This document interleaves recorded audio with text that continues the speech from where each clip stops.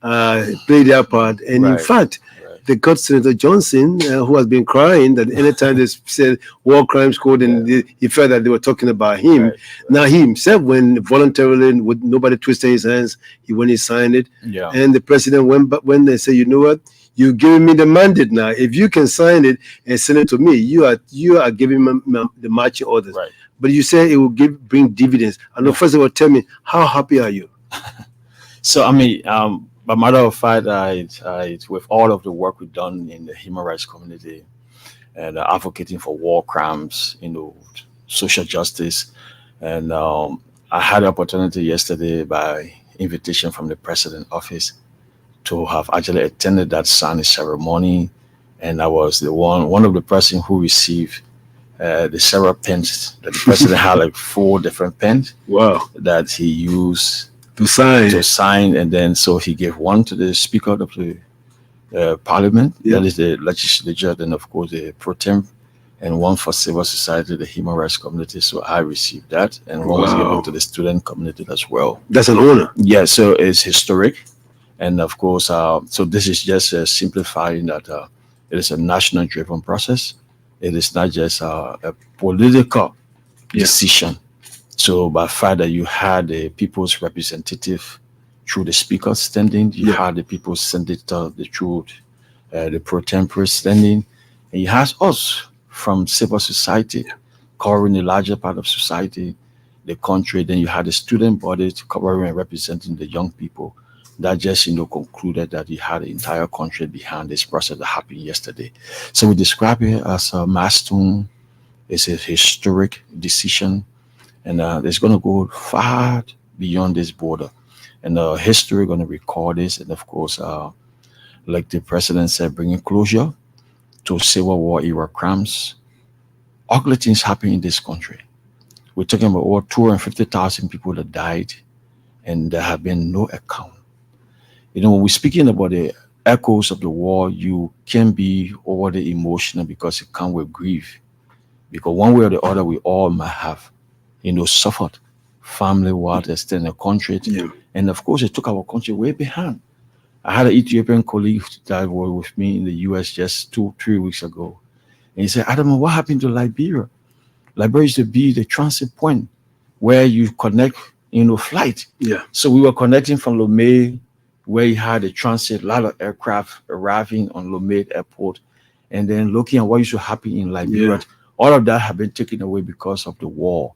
So I think this decision is about bringing Liberia back on course, bringing Liberia back to its responsible stage, because we help most of the African countries to get independent. Of Yeah. course, we help a lot of our neighbors around here. So it's important that we bring closure so that the respect that we long lost will be restored. Sierra Leone had moved forward after the civil war. Guinea is in the process right now after the coup d'etat in 2009. They are prosecuting Dadis Camara, who was a hell of coup. Yeah. And of course, those responsible for the over 150 people that were killed on the stadium. Gambia is moving forward right now. So in the region, we are seen as the big brother in terms of conflict, because we have more account of death. So it's important that we bring closure. So from our angle, the human rights community, civil society, justice campaigner, we are overly excited, because our advocacy is not about going against somebody individually, but those atrocities must be accounted for. Yeah. Because from a human rights perspective, when the human rights abuse and violation take place, it is our responsibility as a state party Yeah. to address those violations so that they may not occur again. Exactly. So this is the reason why we are saying that past human rights violations and abuses must be addressed to be able to set current human rights, issues and matters, moving forward in terms of people enjoying a basic human And rights. it will serve as a deterrent, so And that serve as a so deterrent. that so that would be, or people Yeah. who are thinking of something, Yeah. violence, other things, Yes. to say, you know what, you can't go free. So this is why we are calling the entire country to rally around the president, behind the government, so that we move forward with this, because we have a consent from all of the government and of course the people. So this is something that we're now going to be moving to the international community to see how they can help us. The reason is that the crimes that we're going to be prosecuting are international crimes. Yeah. So violations of international humanitarian law, the human rights law, they are international. So Liberia cannot do it on its own. So we relied on the international community because we don't have the expertise. We have not prosecuted war crime before. So the international community will have to step in. The United Nations did it for Sierra Leone and other places. Yeah. So they will obviously have to step in now. So much of the work, even though it's going to be happening in Liberia, but we want the international community to step in. I'm happy that right after the signing yesterday, the U.S. Embassy issued a statement. Yeah, I saw The that. EU countries in Liberia also issued a statement. So you found out that everything is moving rapidly in the right direction. So this is why we're saying that a war crimes court for Liberia is not a witch hunt court. But the fact of the matter is that we have to admit that people committed hindering crimes in this country and the records are there. We cannot allow them to be blindfolded, denied or ignored as a country and people. Okay, so let's come to Daniel Sando. The president, sort of had this in, parts in his campaign promises that he will make sure to do the right thing, without corruption and all of this stuff. Were you actually surprised that the president did? I mean, you are part of government, of course, but the fact that he lived up to his words, how happy are you that you are part of a government that has lived up to its own words? Certainly, Hassan, I was in conversation with a friend last night, and I told him that it gladdens me that the government I work with has set itself apart in the sense that previous government have played politics with the establishment of the World Economic Crime Court, which I believe was not in the best interest of our country, because during campaign, when you see political parties campaigning, we establish a World Crime Court, and then when they win election, the story changes. So it was not a good example for our country. I do believe that no country can ever forge ahead, make progress, steady progress in the face of the entrenched culture of impunity. Yeah. So the step taken by His Excellency yesterday is a massive win for justice and the rule of law. It is not the end to itself. It is the beginning of a process that will witness our nation go through a period of healing and true national reconciliation. And I agree with Adam that, there cannot be true reconciliation without justice. Liberia is signatory to these international conventions that defined crimes against humanity, genocide. So these are all crimes that fall under universal jurisdiction, right? We cannot be signatory to this international convention and then, on the other hand, condone or make our country to be a fertile ground for a place where people can go with impunity. So the action is in the best national interest of our country. It's also in conformity with our commitment and our obligation as a country to upholding these international conventions to which we are signatory. So yes, it's a good step. It's a laudable step in the right direction for our country.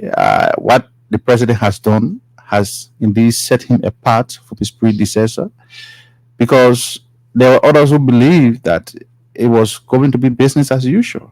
The fact that key people who are believed to be key actors in the war supported his campaign, and today he's taking a bold step to establish a code. It means to say that his decision is more patriotic. He's not like other people who are focusing on the next election. He wants to set a solid foundation for sustaining peace and stability in this country. Because whether you win the next election or not, when there's impunity, there's lack of accountability, the country cannot make progress. In fact, I was one person who thought that, hold on, this is something that's going to give the president a little bit of headache, because people who campaigned with you, who supported your campaign, are and they are against these kinds of things. But then you say, you know what, campaign for me, campaign against me. These are it's time to govern. Yeah, exactly. It's time to govern. It's time to govern. Yeah. And if you want to be in a popularity contest, you cannot be a leader. So those who thought that it was going to be business as usual, they have to think again. That this president is clearly headed for a departure from the system of just taking the country in a vicious cycle. During political campaign, people make promises. When they win election, they cannot live up to the promises. So it's a departure from the old system. So we can't help but to commend His Excellency for that decision. As a country, I come from Bomi County, my county. When you cross the Maher River, massacre committed on that river, there's no accountability. So we are all victims. The court is not, and one thing that we, as a government, want to call on the civil society actors to help us is to educate our people, making them to understand that this code is not coming for any particular tribe. Yeah.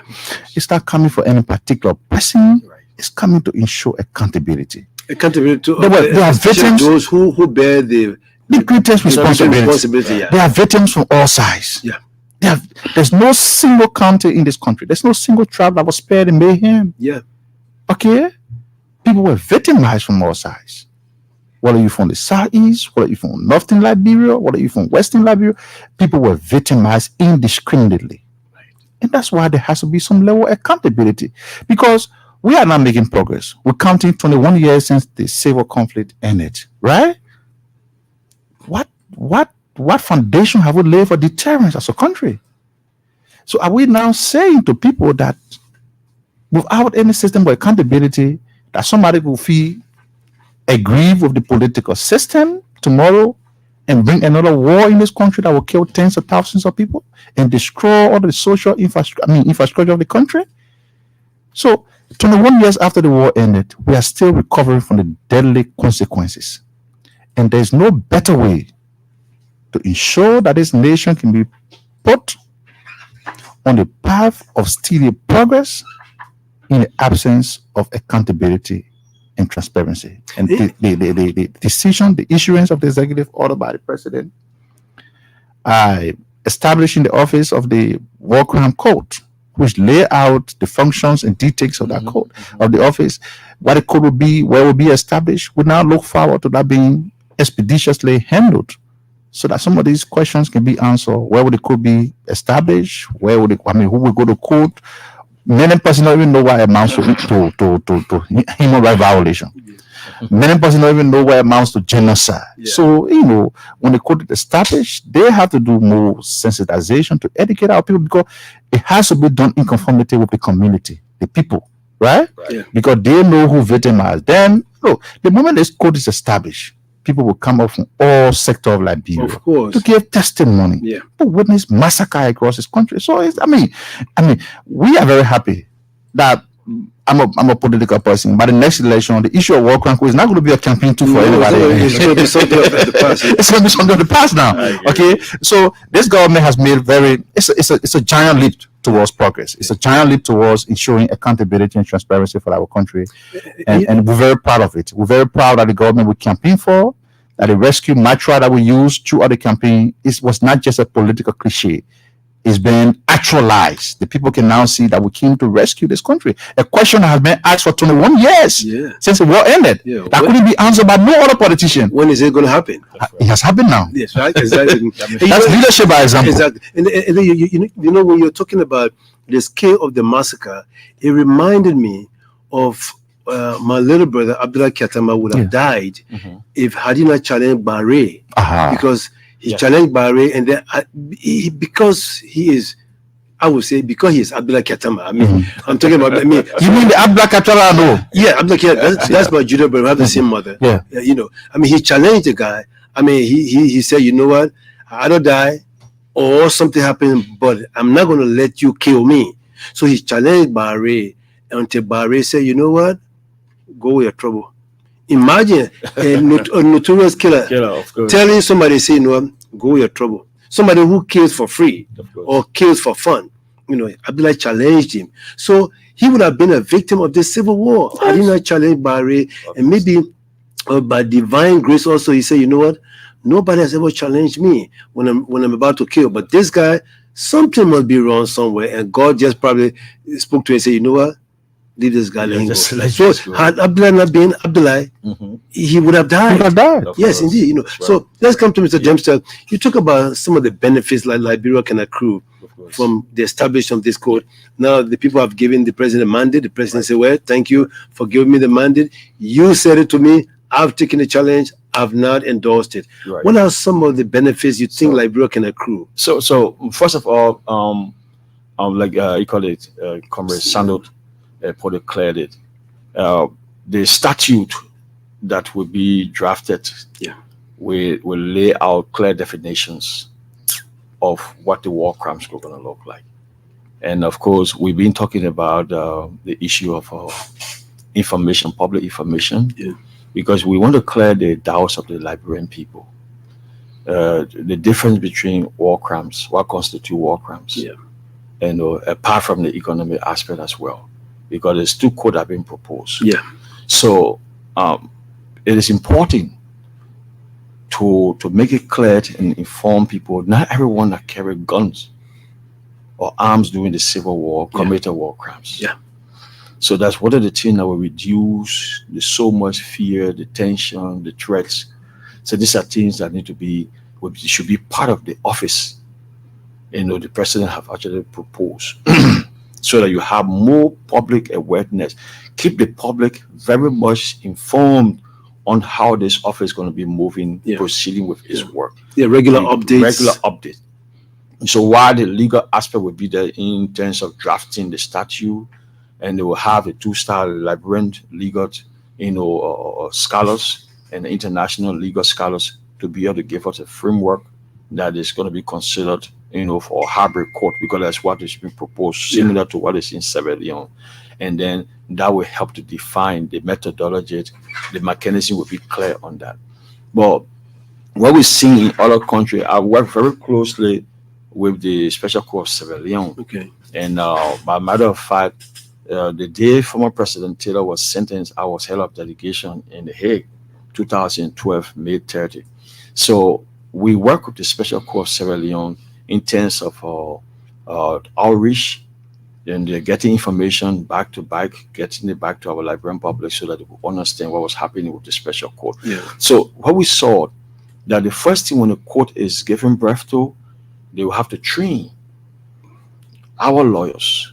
Yeah. Liberian lawyers will have to be trained to meet up with international standard when it comes to prosecuting international crimes. And that's capacity building. Capacity building, human resource development going Yes. to take place. It also applies to the security apparatus. Yeah.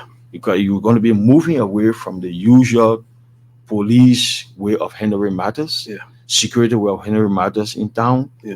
to a more professional way, because you're going to be dealing with war crime suspect. Yes. So it's going to be high level of threat. Yep. So you must have the skills to work along with international, security. Yeah. To be able. So our security, a number of them will be trained as well into that. So the capacity development aspect, human resource development, is going to be in the different fold. And of course, I saw the media. That is the public relation aspect of the court. Yeah. That is very important, because when you bring misinformation from within the court, Yeah. it could spell out something different. Yeah. And there could be tension breeding and undermine the credibility. Yeah. And the sincerity of the court. So you need to have a trained media personnel, professionals, that will be able to, communicate Yeah. The and messages. interpret what comes out of the court so that the public will know. And it's just not going to just be the normal way, but also, since it is in Liberia, we are envisaged that it will happen. The local languages need to be Yeah. well, so you have to go through like your language program on ELBC here, so that people will know how to say what the judges say, what the testimony of Mr. A. So these are things that happen within the court, because you want to balance information around the court so that no one will go with doubt, so that they turn into something different. So these are other aspects. We talk about capacity development, but more besides the planting of the court on the soil itself, it also help our rule of law. Yeah. Because it will help to boost the rule of law in the judicial system, our judicial institutions, that most especially they are challenged in terms of logistics, Yeah. in terms of a whole lot. Then of course we also going to look at the court. In the first aspect of benefit is that it will allow people to witness these cases by themselves. Yeah. That the scene where we witness the war, they put you in the single file. Yeah. This person is not pregnant with a boy. Okay. So all of these things is almost going to be like coming with the court. People can go in the court and witness trial. Yeah. The trial. Yeah. You understand? It gives them an insight on how things going to look like. But what is important more, we have always been referred to as a fragile state. That is, our peace is now total, it's now Yeah. more formal. So the court itself will bring to an end the culture of impunity and the issue of accountability. The rule of law will be respected. It will convince people who want to do business within Yeah, our borders. yeah, of course, yeah. Investors now will try to move. Yeah, direct investment. Direct cash investment. You saw the German guy. I don't know. It was a German guy killed in Buchanan. Yes, Yeah, yeah. Mhm. I mean, I heard that he was a investor. Yeah. Yes. In the, So- in the man in, in the the mining- logging Yeah, industry. the login. Yeah, so why would people come with money, to invest in our country? Then we gun them down. You understand? So we have to create a safe haven and atmosphere for people to come and invest. You can invest in the atmosphere with fear that anything could break out.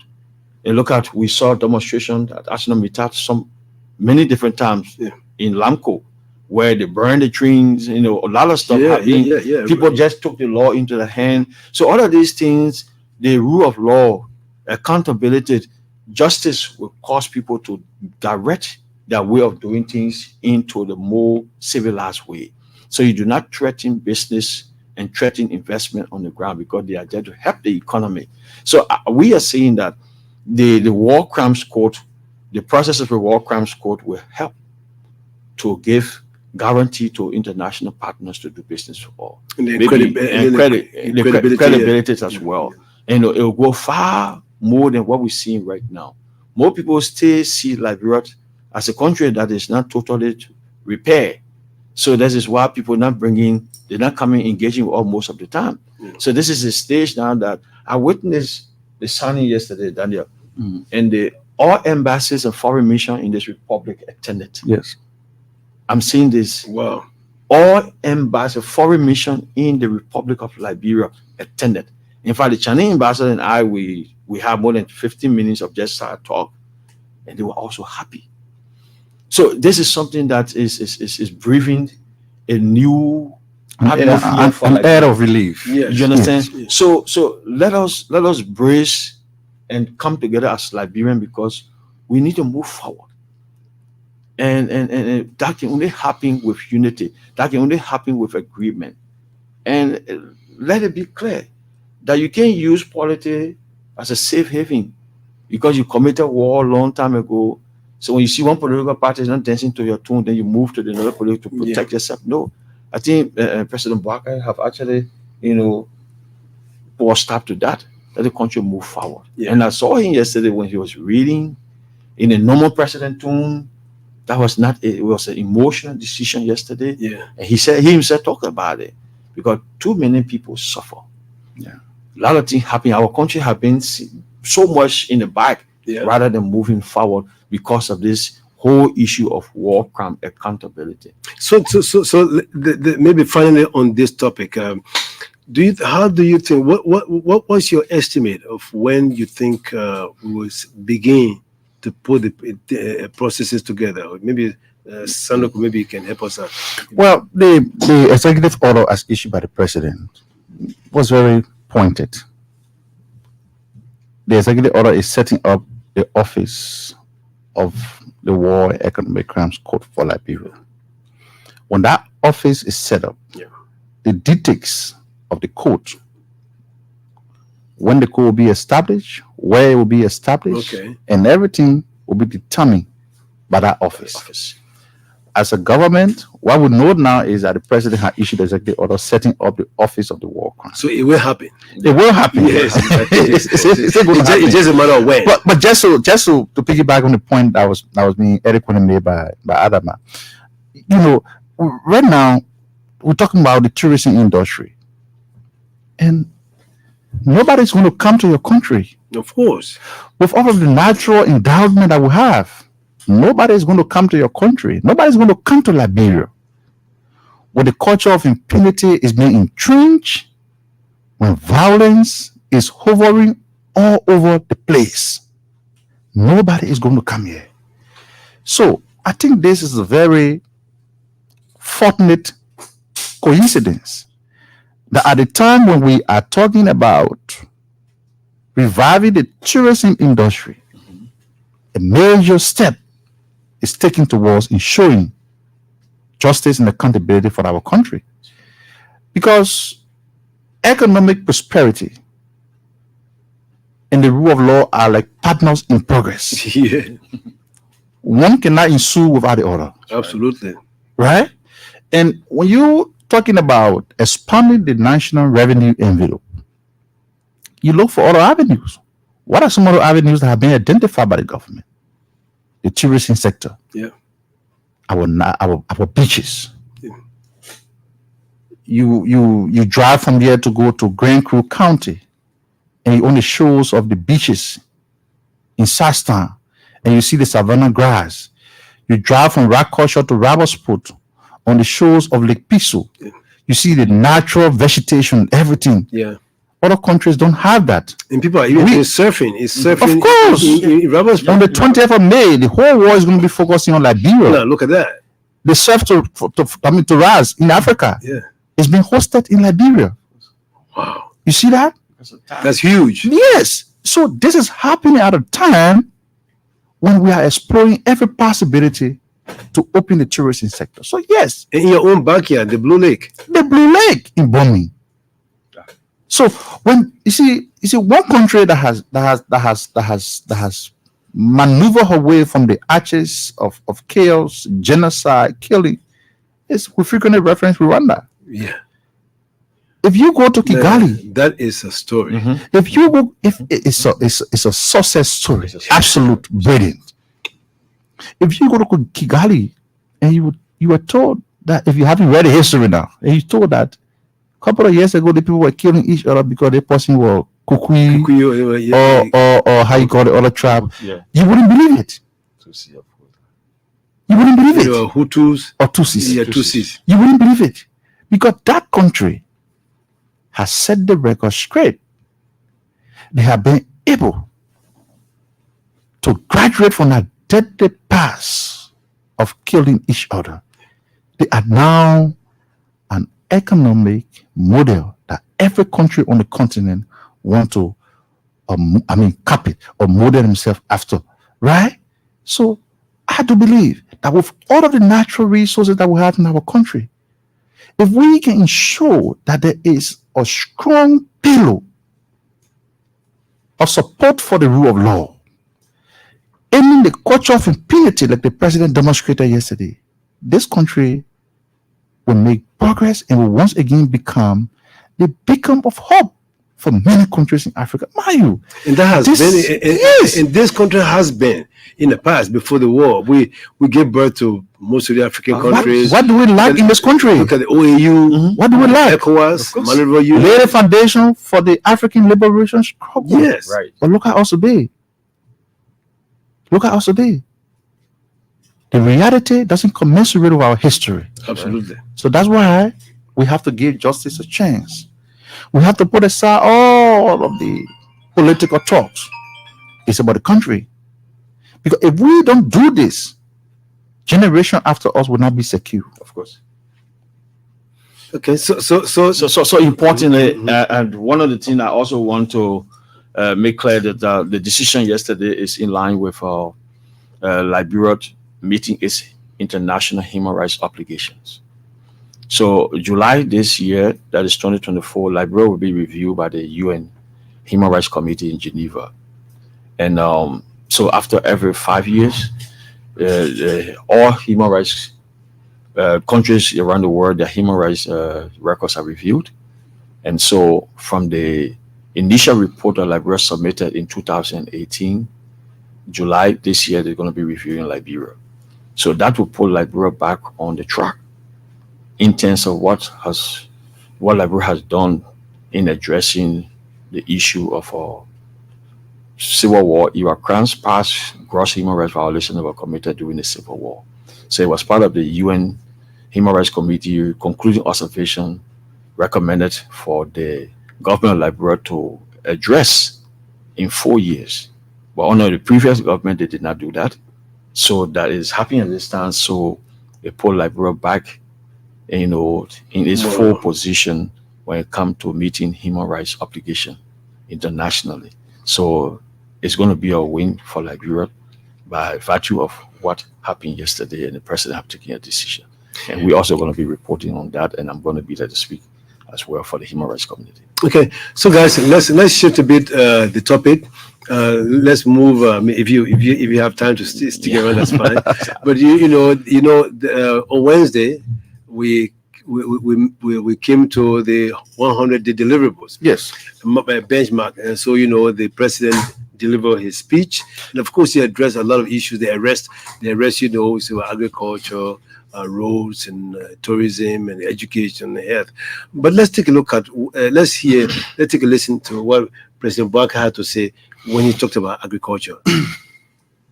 We are taking major steps to boost agriculture, the cornerstone of our economic development. Among other measures taken, we have completed the National Agricultural Development Plan, which will be ready for validation in the next few weeks. In addition, the critical intervention will ensure we achieve our goal of reducing rice importation by 70%. Started this quarter with the acquisition and cultivation of 2,000 hectares of land in Bong, Lofa, and Nimba counties. Today, Ministry of Agriculture has begun the cultivation of 1 hectare operation in Bong County. In addition, the government has launched and started the cultivation of the University of Liberia Farm in Fender, which is aiding income and for practical training and research. President Joseph Boakai there. Now, Daniel, let me come to you. I mean, you are the government spokesperson. The president, in his arrest agenda, of course, agriculture is the lowest hanging fruit. And he has this ambitious plan, and the agriculture ministry is moving quickly to handle these things. Is that? I'm sure that's a welcome development, because the fact that a lot of people are thinking that the government has not done anything. Everybody is focused on roads because the president said no car will be stuck in the mud. So they've forgotten that there's also an arrest agenda which has the A in there, and agriculture things are moving simultaneously. What do you think the president has been doing over the last 100 days? The president has been very pointed about what he intends to do for the country over the next 6 years. And part of what he wants to do has been reduced into the arrest agenda. And the fact that agriculture is top on the list suggests that it's key, it's paramount to his administration initiative that will be implemented across the country. The president also said that you cannot expand the Liberian economy without energy, road connectivity. So these are three cardinal areas that are intertwined to reviving the Liberian economy, but specifically for agriculture. Yeah. The way you want to approach it is to first look at what does a country spend on the importation of rice. Yeah. It's over $200 some million just on the importation of rice. So ask yourself, what will happen if we're reinvesting $200 million in the local economy? That's going to be a massive boost, right? That's going to be a massive boost. So we're happy that in just under 100 days, we now have a national agricultural development plan that is about to be validated. The Ministry of Agriculture has also moved to identify specific areas in major counties, thousands of hectares of land to be cultivated for the production of our national staple. So, if for example, we can be able to say we have thousands of hectares of land in strategic counties for the production of rice, we are a very small size population, little over 5 million. I do believe that we can produce 60 to 75% of what we consume on a daily basis. So this is an initial step taken by the government in just 100 days. It is a tip of the iceberg. It's a token of better days to come. What's going to happen over the next 6 years is being laid out, like we said at the ministry yesterday. The president 100-day deliverable is a pay setter, right? It's a pay setter. And anybody who thinks that you're going to use the 100-day deliverable to judge the overall performance of the government, you're going to be mistaken. It's just like setting the So agenda. the reason why our people want to be continuously hopeful is because the government has now reneged to take some impactful step in the first 100 days, right?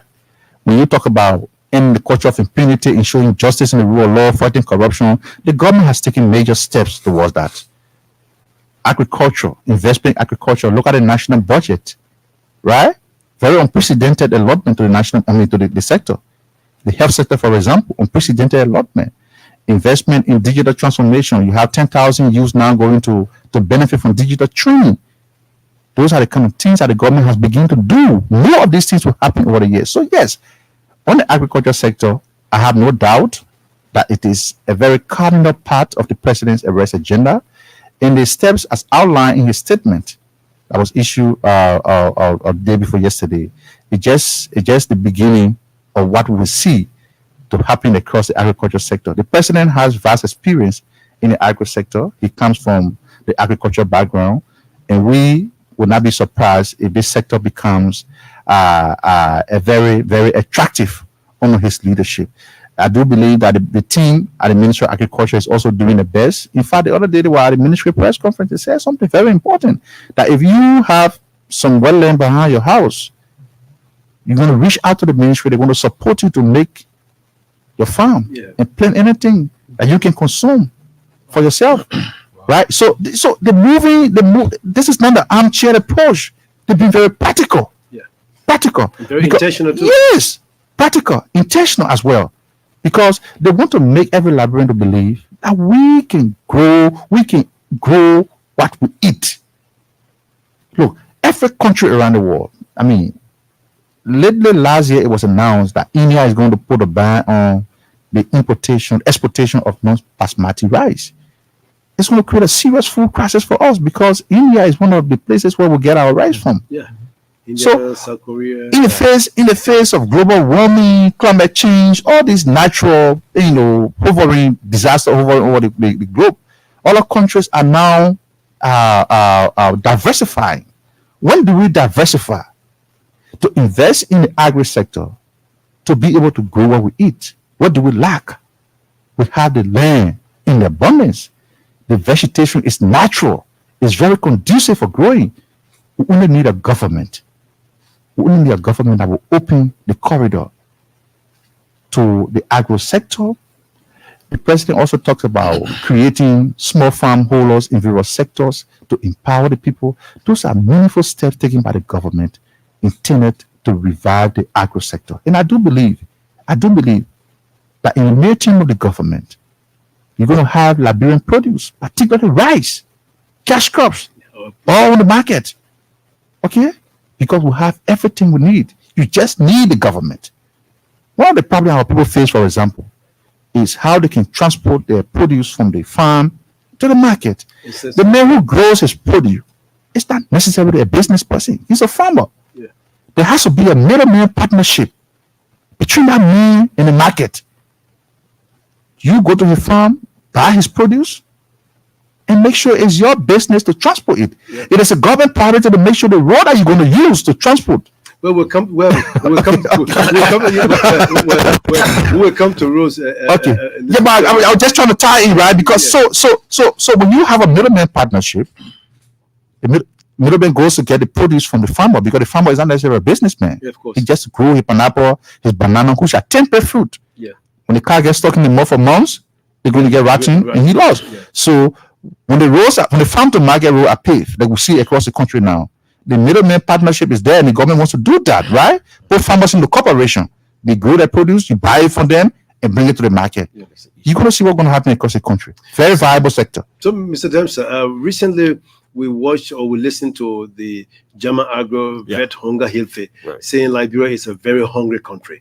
I mean, that was worrying. So, I mean, when I saw very hungry, I thought that, I thought it was the wrong English. I said very hungry country. I mean, Liberia is a very hungry country. So with what the president has set up, the agenda, all these plans, What do you think? Are you happy that you think they're very hungry? Can I reduce where we have food security? People can have force, and it brings sustained. I mean, usually when when the government come in, they have to present an envelope Yeah. that define the kickstart of either their first quarter.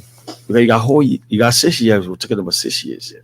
And but what we do know that you can't judge a government just by 6 years just within 3 months. But there has to be an attraction Yes. Yeah. to show where you're leading, where you're taking the country. Yeah. So I think that's why the president summarized in his 100 day. And then, but the 100 day will also as an offshoot to officials that he appointed in government Yeah. to not sit idle, Yep. but to make sure that they themselves will have to tie their very administrative program into what he want to achieve. Yeah. So it's about getting everybody on board to make sure that their agenda is implemented. So within the arrest, I will briefly just talk about a few things around the arrest, and then of course I'm taking part in the International Law Day with the Bar Association at Pinsville, and I will just take my flight. But Okay. what I want to say here is that food security for every country is important. Yeah. So the fact that the threshold of our importation is so huge, So huge. that is what the German agro is basing their argument on. Yeah. That because the amount of food that you take from outside, and then when you calculate the amount, the money, it tells you that you are consuming more. You understand it? That is, you are consuming more food that you yourself not growing. Yeah. But rather you are taking it from outside. So It just tells us. So you send high currency out in return for food that you could actually grow. Of course. So you save all the high currency. So it tells you when they say we are very hungry, it telling you that you're bored. I mean, seeing the size of your bowl in your house, big brother, and every time that bowl is filled up and then it's empty the next morning. So you're going to be looking for money to get new, to get. So all of these are all, practical examples that people see around here that tells you that we need to do more as a country. Yeah. And that doing more as a country, you have to have the political will. Yeah. And you can't play politics with hunger. No, absolutely not. You understand? Okay. There are a couple of things you can play politics with. When it comes to health, Yeah. you can play politics with that. Education, because you need a new generation or the young generation to take over. So we have to prepare them. So whatever you're coming with, you have to remove politics so that you become sincere in making sure that the country move forward. You got all your neighboring countries striving to make sure that they have strong education, quality education, good health care, food security. Then it won't make you to be a beggar. Yeah. So when we start growing our own crops, selling, we will start giving our neighbors. Yeah. You understand? I remember a long time ago they said people should come from Sierra Leone and Guinea to buy rice in Liberia. Yeah, of course. You understand? So we now going to buy onion and pepper from Guinea and other places. But yet we have the soil, you understand, that produce a whole lot. So the issue of agriculture is very important, and they will help to cover the country so well. So the president's proposal for agriculture, I think that's something that he need to put more into. So the fact that is having the conversation, that is, there's a willingness to see this happen. But one of the areas that I really want to push on in terms of achievable, if I would describe it in that way, is around the rule of law that has to do with this long-awaited, war crime justice, fighting the culture of impunity. Yeah. This is something that if nobody will create a government, we will create a government that we're moving towards addressing the culture of impunity and making sure that the respect of the rule of law become, a national-driven agenda, so that no one will say that, only the rich or the privileged will get justice, but justice should be served for everyone. So I think we're seeing that, and if we continue that way, we're going to be moving to a direction where people can again trust the justice system and be able to rely on the justice system to deliver for them. But of course, my colleague from NEMO are tracking the president progress. They have the president meetup program. They can get more insight on some of the area that way, because reporting is also important and they help you to improve. Yeah. and maybe go back to some of the things that you've forgotten.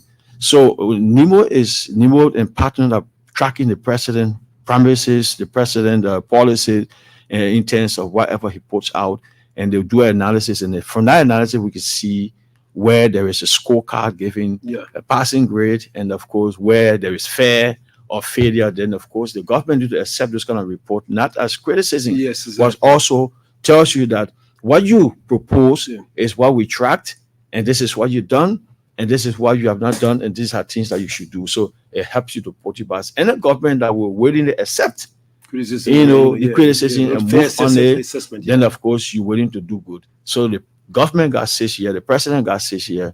So what we can do right now is that for what we're seeing, we need to just work along with the government and make sure that we speak on those things that are not in the right direction so that they can improve and be able to address appropriately. I just want to conclude on that.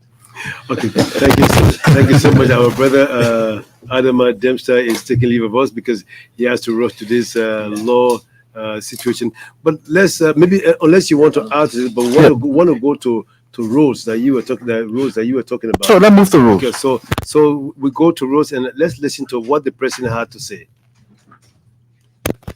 The key target of the government deliverable for the first 100 days was the reconditioning of roads to ensure that they are pliable to create access and boost economic activities. Mr. Senator, as a witness, under our 100-day action plan for road maintenance, we earmarked 11 key projects across the country to make sure that primary roads are all pliable during all season. The Ministry of Public Works has been undertaking major road corridor projects totaling 783.5 kilometers along Lofa, Omi, Bapul, Nimba, Rangida, Riverside, Rambasa, Sino, Maryland, Grand Crew County. To date, contractors, equipment, and logistics have been heavily mobilized in active work such as clearing, grading, shipping, and stabilization of critical steps, identification of culverts and borrowed pits, material testing along all corridors are ongoing. In addition, maintenance zones of equipment and road crew have been identified to ensure roads are maintained all year. I'm pleased to report that as a result of these interventions, we are receiving reports from citizens that travel time between counties has substantially been reduced. Public administration. President Joseph Nyuma Boakai there speaking on Wednesday, talking about the arrest agenda. We talked about agriculture. Now we are on roads. And the president, said that we have a huge pavement of roads, and then the project is just getting larger and larger, and you want free movement of people and goods as well. Now, you were talking about roads. We talked about taking imports into the farm and then getting outposts out, which makes it much easier so that people can go in and get the produce, and the produce can get rotten or so. Certainly. So you see, that's what I said. The president he's been around for a very long time, and his vision for the country is nothing like a guesswork. His vision is practical. Yeah. His vision is practical. The agriculture sector, rural connectivity, rule of law, electricity, and everything intertwined, but specifically the roads. For too long, when I listen to the Minister of Public Works talking about the total number of kilometers of road in Liberia, very insignificant amount of roads are paved, and the rest of the country almost become inaccessible during the rainy season because of the terrible conditions of the road. I was fortunate to experience this condition in 2017 and in the just ended election, 2023. A significant portion of the country gets inaccessible because of the bad road condition. So that's why President Bouakai was very sensitive to incorporate in his agenda road connectivity and to also prioritize the reconditioning of major road corridors in the first 100 days. Now, the president made a very ambitious statement And I see some of our friends trying to play politics with it. I mean, About no car getting stuck in the mud during the first 100 within the first 100 days of administration. You know, it is good for leaders to be ambitious in what they say, because it becomes challenging. Yeah. Now, it is because of that statement that no car will get stuck in the mud in the first 100 days of my administration. That's why you see moving equipments are being deployed along every major corridor in the country. 11 different corridors are being reconditioned because of the ambitious statement. So it's a commendable one. But the president wouldn't just stop there. When you listen to the Minister of Public Works to say that by 2028, you're going to drive from Monrovia straight into Maryland County on paved roads.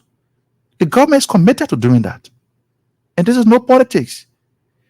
People in the southeast of the country have long been abandoned because of terrible road condition. Yeah. I mean, I can't just fathom how people were using articles to go to their home during the campaign. I mean, and that's something I couldn't fathom, because myself, during the campaign, I was hearing, before somebody went to maybe Grand Crew, you had to pass through Ivory Coast and come in. But that's the problem. And I'm thinking, that's the problem, because these roads are abandoned. They are abandoned, and the road get damaged because of the heavy downpour of rain. Yeah. There's no attention from national government, and people on the other side in Maryland, Grand Crew, and Sando are compelled to do business with Ivory Coast to survive.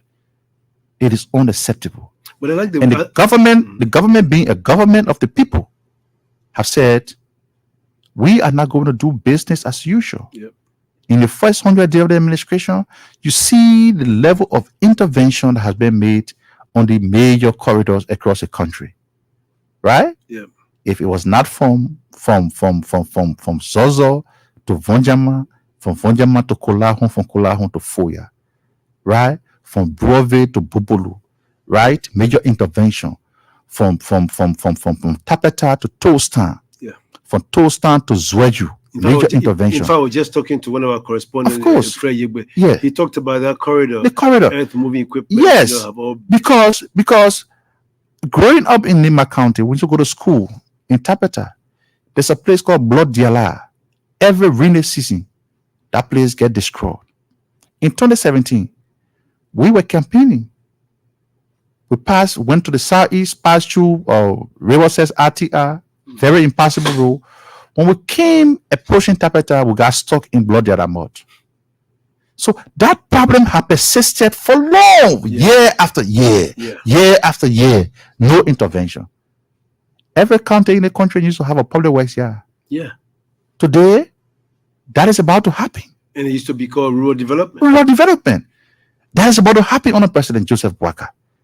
So the intervention, like I said, the intervention being made by the president in the role of the country, across the country, is very laudable. And if it continues on this footing, which we are very confident it will,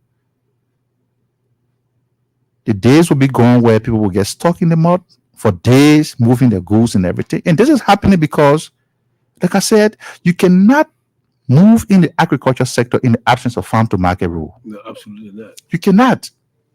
You have to be able to recondition the roads so that when people go on the farm to harvest their produce, when they are bringing it back to the marketplaces, they cannot face any hindrance. Get to the marketplace on time. Who's supposed to buy the produce? They go back. They can be able to pay their children's school fees. They can be able to cater to the hospital bills when they get sick. They can be able to live a better and decent life by the meager they earn from selling the produce on the market. So yes, everything that's attached in the arrest agenda are intertwined. Agriculture, rule of law, sanitation, tourism, even the tourism sector. Who wants to go to a place where they will get stuck in the mud? Nobody wants to go there. Right? And in fact, the president struck another key point that we've not had, maintenance. Maintenance. And he said there will be routine maintenance. Yeah. But that's a problem. I mean, Hassan, we have a whole Ministry of Public Works. The only job, the only function of the Ministry of Public Works is to build, rehabilitate, and maintain roads. Yes. So why should the roads be abandoned? You listen to the journalists from the Southeast, the whole Southeastern country is cut off because bad road condition. Yeah. Bad road condition. So now you have a president who said, we're going to intervene, make immediate intervention, the first 100 days. Yeah. Now, whether you believe what the president said or not, they say actions speak louder than words, right? Yes, of course. Uh-huh. And let me say there's some of our friends who want to play politics with the president 100-day deliverable. We are not doing these things to pacify or accommodate these adult moral-based politicians. We are making this intervention because we want to deliver on the dividend of democracy to our people. And it's because it's the right thing to do. It's the right thing to do. I mean, equal distribution. Yes. Yeah. People have to feel the impact of their government. Whether you voted for President Baka or not, he's president of Liberia. Yeah. He's president for all Liberians. And whether you come from this region, you come from this county, you are going to equally benefit from the developmental initiative of the government. So that's why the Southeast now is feeling the impact of the government. Yeah. You listen to Senator Zopeno. He said for the first time in his life, he cannot drive on a smooth road to go to Grand Gile. So the government is not just sitting supinely and doing nothing. In the first 100 days, bigger things are happening. Yeah. And bigger things will happen in the days to follow. Let's take a look at education, because that's one other aspect. We saw recently the ICT intervention for 10,000 youth. Yeah. Digital transformation. But the president also struck some key areas, especially in education. Let's take a listen. We have made strides in meeting our targets and education during our first 100 days. Key deliverables included paying scholarships, arrears, for local and foreign students, investing in youth capacity building in ICT for the first 6 months. Today, government of Liberia has allotted funds for the payment of arrears for local and international scholarship students. These arrears include underwriting expenditures such as monthly allowances, resettlement assistance, air ticket costs, French language training program, and other administrative and operational costs associated with students' well-being. Additionally, our administration inherited a debt nearly $6 million of unpaid fees to West African examination set by students. Despite the meager resources, $3.5 million has been appropriated in the fiscal year 2024 budget for the payment of the work fees. Well, President Joseph Boakai there, you heard. And this is something that I can't get my head around. He inherited huge debt. Yes, $6 million yeah. Pay wire fees, and this is the key campaign point. Interesting. In fact, this was the icing on the cake for the campaign. Yes. Wire fees, and even when President Joe Baka came to power, he said, "Well, you must pay the student fees, you must pay the wire fees." But come to find out, they didn't even pay the wire fees. They didn't pay the wire fees. Hassan, the country is making progress, and we are grateful to God for having gone through a very successful electoral process, and the Liberian people now have a leader who is more focused on serving the country. They're playing politics with everything. When you listen to the president outline some of the progress being made in the education sector, you tend to wonder, why was this whole clamoring about the president investment in the education sector, the past government? Why people were clamoring about wire fee, the payment of school fees? You could not pay foreign scholarship tuition, the expenses, you could not pay it. You could not pay the watch fees. I mean, the watch fees. You could not pay it. Young people in this country didn't benefit from any presidential initiative of the past government other than giving Zogo physical cash to go and buy more kush. But here's the point, and that's what I said. We are now witnessing a smooth departure from that system of playing politics with governance. One of the biggest accomplishments of the past administration, quote unquote accomplishment, was the payment of watch fees. The public never knew that there was 6 million outstanding bills that accumulated over the last 6 years from the past government. They didn't pay it. And I'm surprised. Right? I mean, the public didn't know, and they made people to believe that They were paying it. they were paying it. And when the new government came, the new government said, They demanded. we're going to look into it. They were demanding, no, we have been paying this, so you can't stop the people So- payment. And come to find out they haven't been paying. So they built the reason why the castle crumbled in the end, because it was built on lies and deception. Lies and deception. You cannot run a whole government on lies and deception. Harmonization, you cut civil servant salary at all levels. You're paying watch fee, you lie to the public, you can't pay it. So how do you expect, and this is how people killed institutions. How do you expect the agency to operate when budgetary funding to the agencies are very low, and they use the fees generated for exams to run the day-to-day affairs of this agency?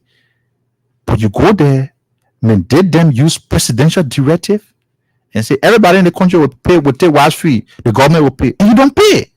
So President Barker is not giving excuses. He said because the past government pays, so I will not pay. Where government's continuity. Government's continuity. Inherited, so he So- has to pay. He's shown that we now have a more responsible and responsive government in charge of the affairs of the country. A government that will not make an unlikely comparison to say, oh, because the other person never did it, so I will do it too. Because the person did it, so I will do it the same way. It's no more business as usual. So yes, 3 million of what he inherited has been paid to WAEC because they have to operate. Another 3 million has been allotted in the national budget. Also, you talk about the payment of arrears to foreign students, people who are studying across the country. How can you send Liberians outside? How many times having Liberians studying in Morocco, in China, and other parts of the country phone into local radio stations to complain about abandonment? The government cares about those people. That's why they have made immediate intervention, right? Immediate intervention. And those fees have been paid. One of the president of the students in Morocco yesterday confirmed on one of the local radio stations that a allotment has been approved and the check is being prepared. They're waiting for the founder signature for the disbursement, right? So that's a laudable intervention by the president. And, I was coming to Liberia in January, during the inauguration time, and I flew with a lady coming from Morocco. Yeah.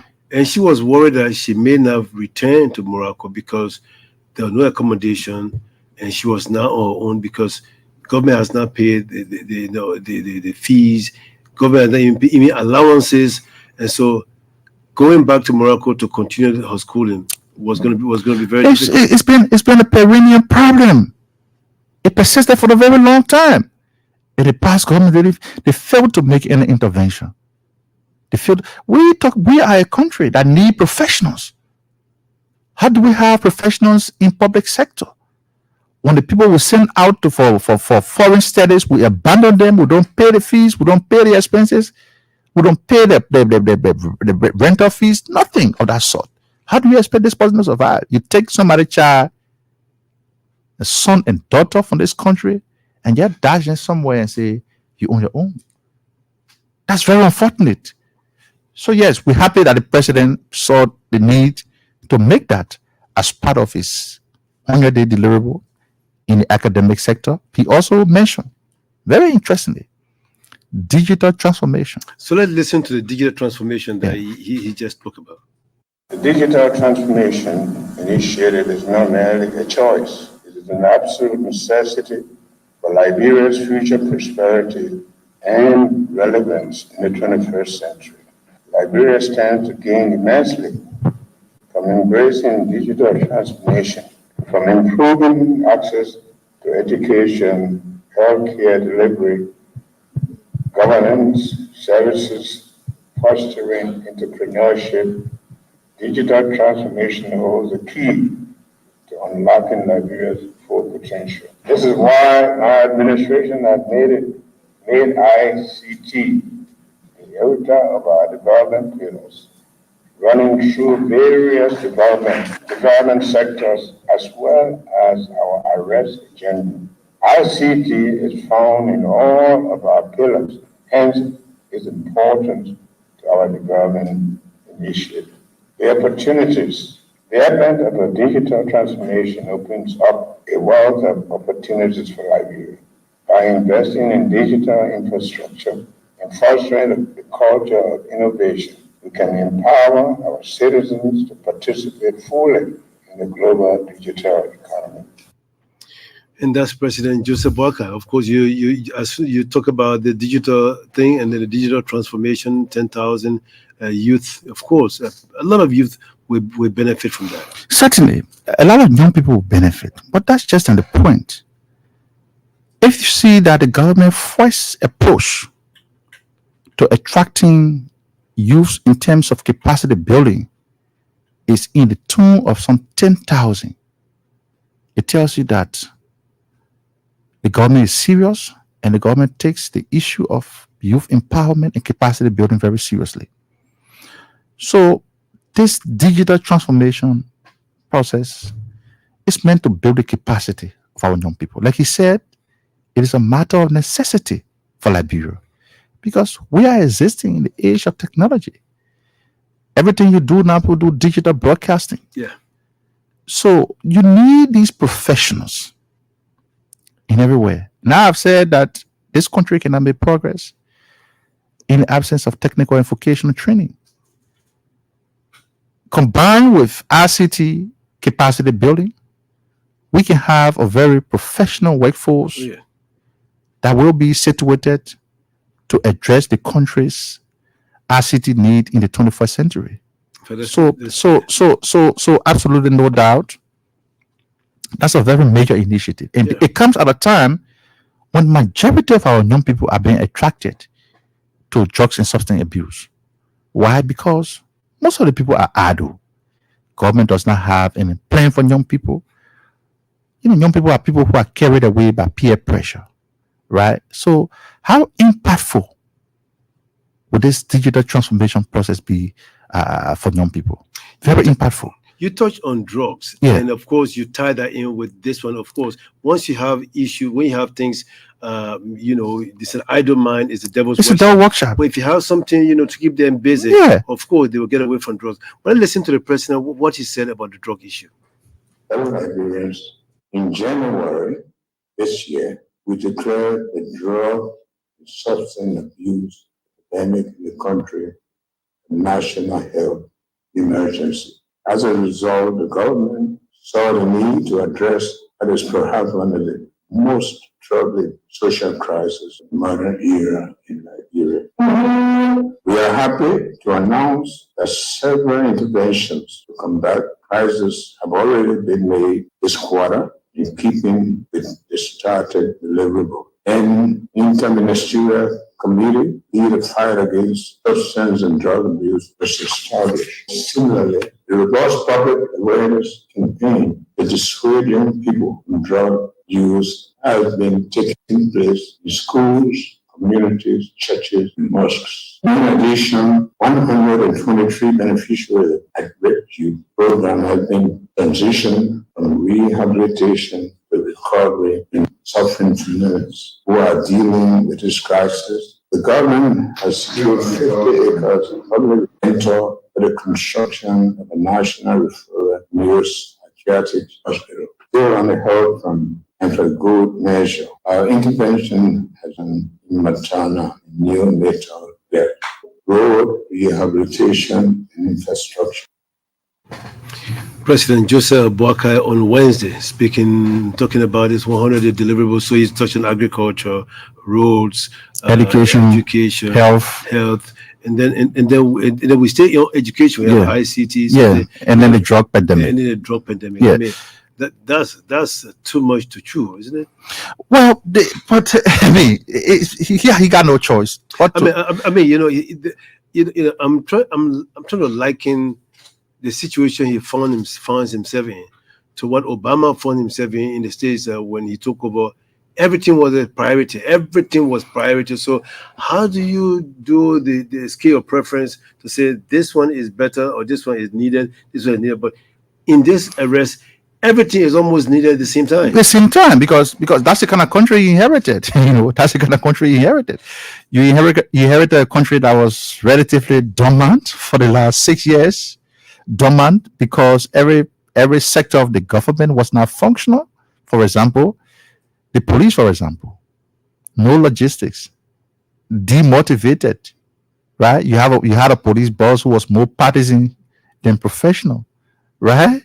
If you have a drug enforcement agency that was stockpiled with incompetent individuals who were not recruited into the force. Okay, they were just brought in as helpers, and they bastardized the force, and drug became widespread. Even some of the people in the DEA were accused of being involved into drug dealings. You see how the office of the president was drawn to the importation of drugs when the package were arrested on the airport. Yeah. The former president, chief of protocol. So almost every sector of the country was dysfunctional. So that's why it now appears that everything is a priority for the president. Yeah. You can't say we'll relax on the roads on road construction because roads were built. No, no, because vast portion of the country was not affected by the past government road initiative. They built community roads in Morovia, yes, but across the country, roads that have economic incentives to the country, nothing, right? You see in terms of economic expanding the economy, making sure that civil servant can earn something attractive, put money into the pocket of civil servant. They didn't do it. They came here and reduced civil servant salary in the name of harmonization. So yes, every sector of the country was dysfunctional. So he has to make every sector a priority. So he focused on rule, and that's why the policy people formulated the arrest agenda, and that arrest agenda encapsulates almost every sector of the government. So yes, it's a priority for him. But I mean, coming back to the point he made on drugs and substance abuse, the president has shown to the people, to the country, that he's not just making these pronouncements. It's not just mere pronouncement. When he declared drugs and a matter of national emergency, Yeah. he didn't stop there. He subjected officials of the government, he himself and the vice president, they took the drug test. That is not meant to say that, oh, when you take drug test, I mean drugs will go, but you are simply saying that your government has zero tolerance on drugs and Yeah, substance. exactly. Because, Right? because if you can go for drug Yes. test yourself Yeah. to see whether you have stuff in your blood, Mhm. of course. And then to move further, you see the increase in the allotment to the Laboratory Drugs Enforcement Agency, right? An agency that was dormant for 6 years Yeah. has become very effective. You have a team of professionals headed by Abraham Kloma, Fadiga Brother, and Anthony Bauko. They're doing a brilliant piece of job to revive this agency because drug, it has become a national catastrophe to our country. Because who are the victims? The young people, the people who are The taking- next Hassan Kewu, the next Daniel Sando, the next medical doctor. Yeah. The future is being ruined in the ghettos of the slums. Why the government says it do nothing. So we said to ourselves, this is not business as usual. We have to move in there. Now, the current team of the DEA, they are talking to people who are involved in the drugs and substance abuse, gathering intelligence. There's a crackdown on major importers. You saw the hub that was burst into in the Seattle area. Yeah, yeah, This man had a manufacturing. yeah. I mean, they see. He was running a manufacturing in house. And we have gathered information that past government officials were supporting him. He's running a manufacturer in his house manufacturing this dangerous substance called kush.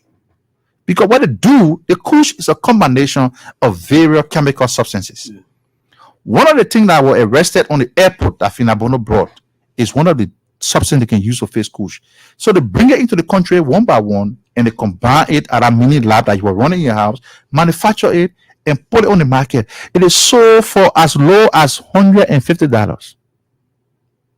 Imagine that. Because there was mass production. Of Mass production. This man is running a manufacturer in your house with over 17 cameras planted to take surveillance of any intruders. On 17 cameras, giant size camera that can see as far as from LBS to Boulevard Junction. This man mounted those cameras around his house. Unfortunately for him, before the team could arrive, ELBC had gone. So they caught him red-handed. He's in jail today. That was a massive accomplishment by the DEA. Yep. So with the level of professionalism that has returned to the Drugs Enforcement Agency, and with the support and commitment from our president to ensure that this war against this dangerous substance that is destroying the young people of our country can be sustained, we do believe that in the next year or two, drugs will be significantly mitigated. Drugs and substance abuse will be significantly mitigated. And they are not just chasing these young people from the ghetto. There's a plan to build a referral path, a rehabilitation center for them, because they deserve a future. Yeah. We can send a Guinea, we can send an Ivory Coast. They are Liberian citizens. They are our trouble. They are our trouble. We have to face it. So the state, being the parent body, is going through the DA to say, look, when you crack down on the importers, you crack down on the dealers, you arrest the end users, you have to rehabilitate them. You're going to remold their minds to give them a better future, so our country can become a decent place that you can walk into the street at night without threat of being hijacked by somebody who is thirsty to get small cash to go to support his bad habit. So it's another very big, massive leap for the government. That drugs and substance abuse is being fought to the core by the government, is being supported, and you have a team of people appointed by the president. In fact, I was just about to talk about that when the president appointed a team, a steering committee. Yes. On drug and substance abuse. Yes. Interministerial committee. Interministerial committee, Yes. which included drug enforcement, headed by Minister of Health. Minister of Health. And then you also have other line ministries and agencies, which was, laudable. So that, everybody is bringing ideas together, how to tackle this. And after tackling this, how do you rehabilitate? How do you? Yes. Because that's the main thing. Because even Senator Dello, one thing I listened to the DA boss, what he said is that they're going to be partnering with private individuals who run a private rehab center. And Senator Dello, at that point, Senator Dello was pointed out as a very shining example. Of course, because he established. He established. There are other private citizens who are involved into rehab too. But his, the only government official who runs a private rehab center, which I think is good. And I think they had the third graduation for the third batch of people who were enrolled there. I think it's 3 to 6 months or 3 months. And the story is good. I'm following the program online, and the keynote speaker at this last month graduation was somebody who himself was a drug user before. And he was telling his story. Very soul touching. This thing is destroying our people. So why should the government sit supinely and do nothing? So our government, sticking to the statement by the president that this is not business as usual, is very, very enthusiastic, is very, very much committed to fighting drugs and substance among the young people. The school-going kids, for example, is a problem. Because the thing is all over. Even in a pressing facility. The other day, last year, I was surprised to say, in South Beach, you run the whole drug cartel there. So it's an organized thing. that we do not have to take lightly, because even somebody who has been reprimanded for committing crime is using drug in the prison. That's how widespread the epidemic is. So the president did not just start by setting up an interim ministerial committee on drugs. His government has supported the DEA. He has identified competent individual to head the DEA. The government is supporting the DEA. And with that support and with the programs that the DEA has, I can assure you that massive progress is going to be made in that sector. Let's take a look at take our final quote on this one. You listen to the Super Morning Show. We're almost out of time, but the president also talk about. I mean, we're trying to transition out from debt to health. Of course, those are all interrelated. Let's take a look. Listen to the president statement on health. Our efforts to intervene in healthcare have not only aimed to provide essential medications and increase access to quality healthcare, but also to gradually restore the confidence of our people and development partners in the healthcare system plagued by years of corruption post-service. To this end, we are pleased to report that in keeping with our intervention to sustain the availability of essential medicines, medical supplies, with reduction of stock out, the government has ensured that essential medicine and medical supplies are distributed 100% of airports of 13 counties in the country. To improve diagnostic capacity, the health centers address critical illness. The government has identified sites to build 4 regional diagnostic centers.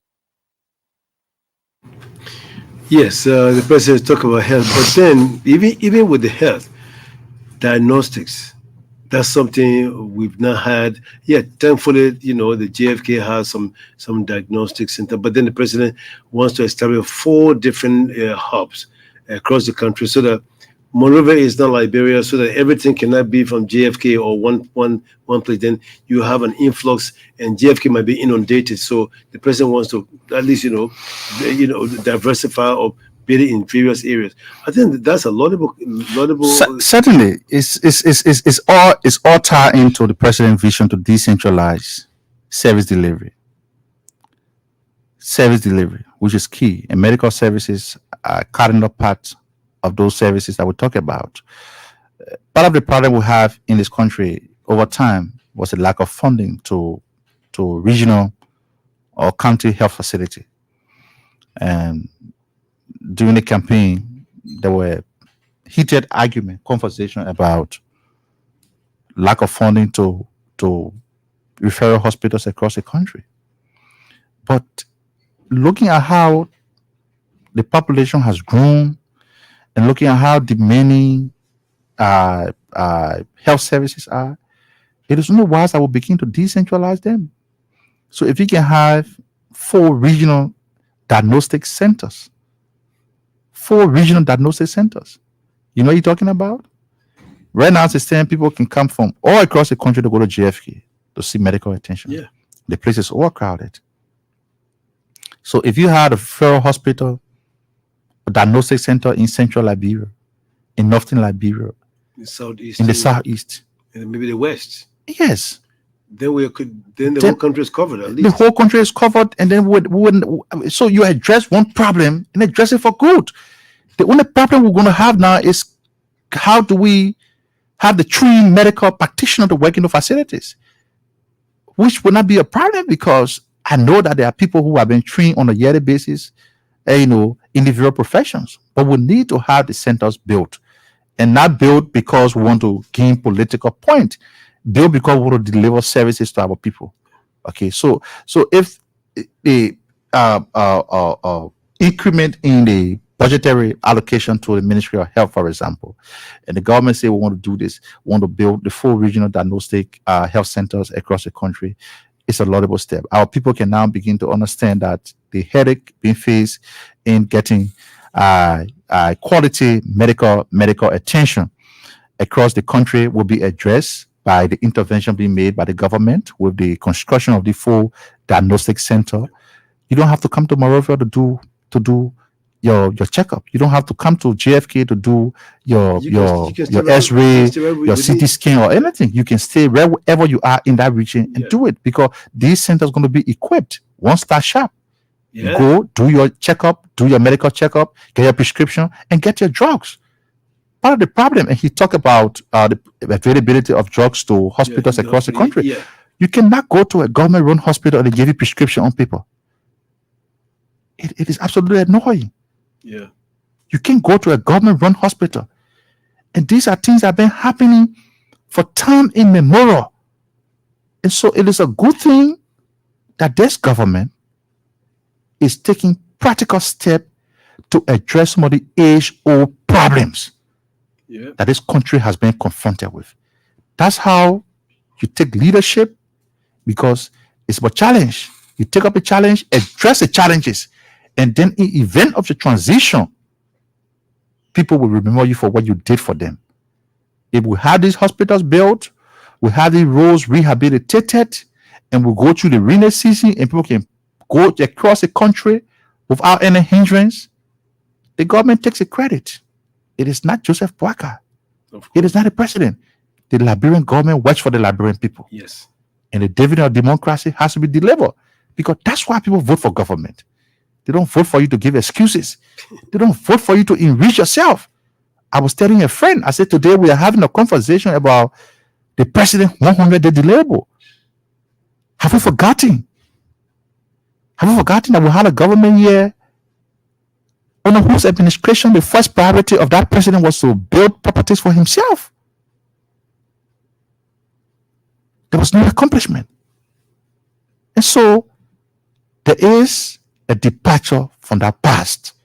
The country is now on a trajectory. The international people are now recognizing the pivotal role this country has played on the African continent and in the Committee of Nations. That's why the United States could not hold back that appreciation. Immediately after the president signed that landmark executive order yesterday, they issue a press statement commending His Excellency. The European Union countries in Liberia, the delegation, issue a statement commending His Excellency, because this is how you lead a country. You lead a country by making a difference, and not by coming to repeat the same old mistakes and say, because the person did it, so I can do it too. No. People elect you to make a difference, and the government headed by His Excellency Joseph Boakai is making a significant difference in a very short period of time. We can only be hopeful more of these good things will happen to our country as we all hope to transform the trajectory of our country. Daniel Sando is the Deputy Minister of the Ministry of Information for Technical Services. Many thanks there to you today. I mean, we've expanded on a whole bunch of stuff, especially on the war crimes, the president's speech, on the 100-day deliverables. I think we dissected almost. Certainly. That was very beautiful of you. Thank you for coming. Thank you, Hassan. Thanks to the team. I see you people doing a brilliant piece of work to keep the Liberian people well up to date with the unfoldings. In this country and the government initiative. I'd like to appreciate you. Those at the Ministry of Information. It's always open to working with you, and also thank you for always relaying the press briefing on your radio station. Thank you. Many thanks there. That's Daniel Sando there from the Ministry of Information, the Deputy Minister for Technical Services. Many thanks for coming. And you've been listening to the Super Money Show here on ELBC Radio. Another edition is on the air on Monday morning at 6:30 when Bafle Kamara will be here. I'll be here next Friday with another brand new spanking edition. Until then, have a nice day and happy World Press Freedom Day.